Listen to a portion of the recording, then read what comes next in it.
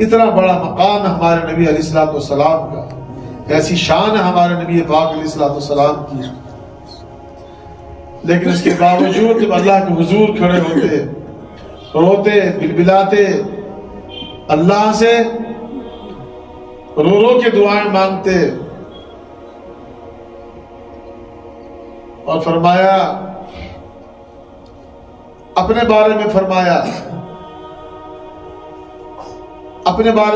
آقا علیہ الصلوۃ والسلام نے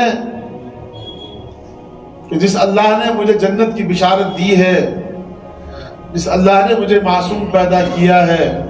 میں بھی اپنے اللہ کی رحمت سے ہی جنت میں جاؤں گا۔ جب جنت کے دخول کا وقت آیا، اس وقت آپ کی وہ تمام محنتیں، قربانیاں، پریشانیاں، مصیبتیں جو آپ نے اس دین متین کی اشاعت کے لیے اٹھائیں، اس کا ذکر نہیں کیا۔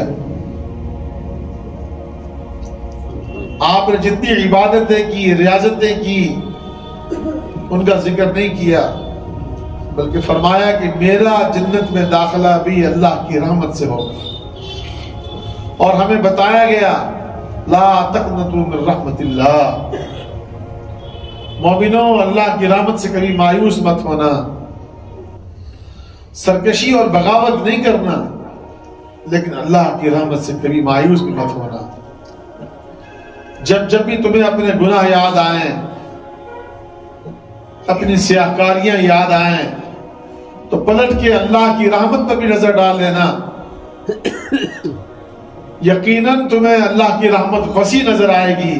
اور اپنے پہاڑ جیسے گناہ بھی تمہیں چھوٹے نظر آئے گے۔